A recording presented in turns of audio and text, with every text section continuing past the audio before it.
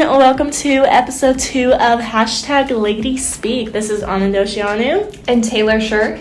And this week we are going to talk about teen reformatory schools and the problems in our nation regarding them. So the first question that we have for Anna is, what exactly are teen reformatory schools? So teen reformatory schools, which are kind of like the basic name for understanding, are said to be live-in long-term boarding school type facilities that are used to provide a structured environment for the patients to get help in whatever area that they need, whether it's for teens who struggle with mental health or self-inflicted abuse or behavioral problems. But the issue is that a lot of the abuse that's been happening underneath these schools and the names of these schools has been falling underneath human trafficking. And so these type of schools are held in either like specific facilities and housing places or in the quote unquote wilderness, so the teens can be at one with the nature. Okay, and going off of that, do you have some examples to explain this sort of idea? Yeah, so for example, Scherck of Hope in Missouri, they have this sort of color-coded shirt system. And so if the girls, it is an all-girls school, if the girls did something wrong, they would get harsh punishments that refer to that certain t-shirt system that they had for that current day.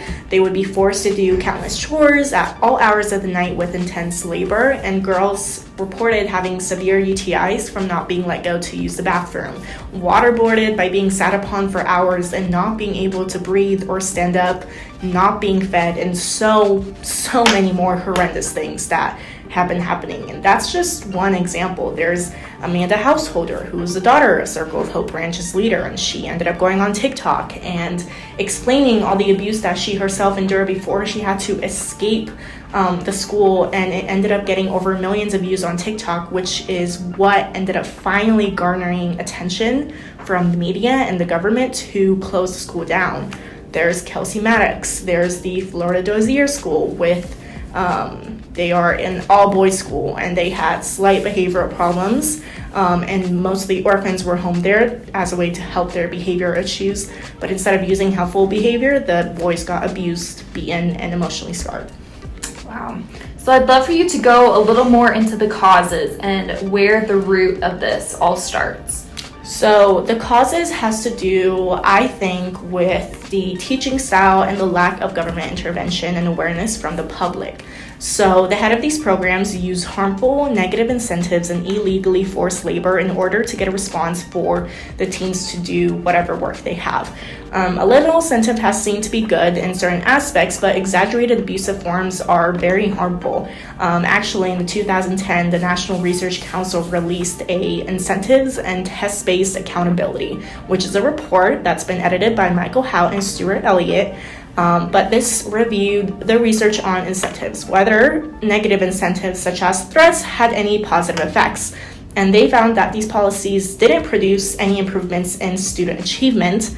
And the after effects of the teachings are even more harmful. They have sort of a Bible indoctrinated faith-based learning, but they twist the Bible in such a way that it is so abusive and harmful, and it completely damages these teenagers' idea of what and who God is and his nature and his true nature, not an abusive form.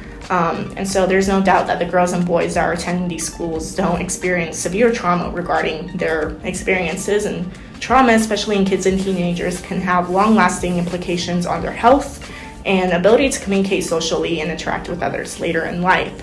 According to the American Psychological Association, from the National Child Traumatic Stress Network core data set, analyzing over 5,000 different youths with lifetime histories of one or more 3 types of abuse, children who had been psychologically abused suffer from anxiety, depression, low self-esteem, and symptoms of post-traumatic stress. So these are all issues that we should not be seeing in teenagers, especially with the amount of numbers and the amount of schools that are influencing these type of behaviors. So there's obviously been a lot of cases surrounding this issue and research done. So why isn't this more well known, and why do we not hear about it, especially on social media? So, like I said, most of these schools are hidden by their Bible indoctrinated faith-based learning. But the issue is that most states don't require the proper licensing for the reformatory schools. So they have leeway that public or private schools otherwise do not. New Beginning Girls Academy in Missouri, for example, does not have a license, and the state attorney general said it can't legally acquire one.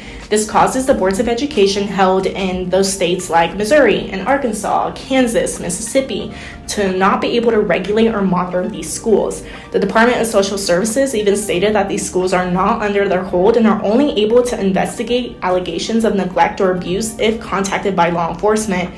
But how are students even able to contact law enforcement if they can't even contact their own parents without strict supervision and being told what they're allowed to say, what they're not allowed to say? So the implementation of legal measures remains uneven, and the lack of clarity related to what basic protocols are happening and national political concerns have not been able to provide consistent implementation and sustainable action.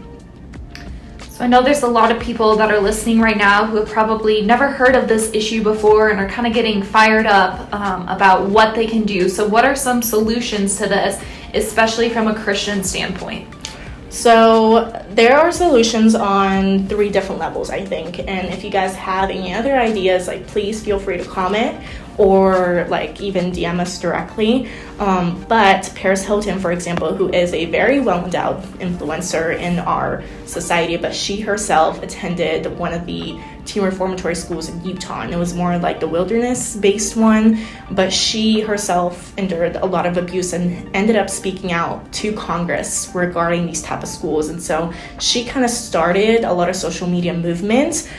So on the social level, sharing stories by word of mouth and actually talking about the issue at hand and putting the power and awareness to us, as especially being our generation, we have the ability to control so much on social media and be able to provide justice. So there are specific movements like hashtag Break the Cycle and hashtag Me2 K12 that are all empowering people all over to speak for their autonomy. Present example being Amanda Householder, who was able to actually get government intervention against her own parents at the Circle of Hope School in Missouri. And so we are basically a more justice-oriented culture than ever, so we have to use it. On a political level, we can write to or volunteer at nonprofit organizations like the Center for Children's Law and Policy, who advocate for the rights of children and teens after juvenile problems, and the CSG Center that provides research-driven strategies to increase public safety and strengthen communities. On a personal level, what we can do is just use word of mouth and talk about it, bring awareness to it. I think that this is not something that should just be shut off and people just hear about it and not do anything about it. We have so much power to our hands that we are able to advocate and educate ourselves and others for this issue that's affecting so many people around our nation, and it's harmful for our teens and especially our future education system that we have for our future children. Yeah, and also looking at this from a biblical standpoint, if we look at Psalms 82 verse 3-4, it says, "Give justice to the weak and the fatherless, maintain the right and the afflicted and the destitute, rescue the weak and the needy, deliver them from the hands of the wicked." So we are God's children and we are called to protect his children. I mean, he loves us more than anything, and it hurts his heart when he sees people that are being mistreated and ultimately being lied to and deceived. Yeah. So we are called to protect them. And so in whatever way you feel called to do that, we encourage you to do so. And like Anna said, if you have any questions, you can DM us or comment. But we just thank you for tuning in and listening to our second episode as we dive into this issue. Thank you guys. See you next week.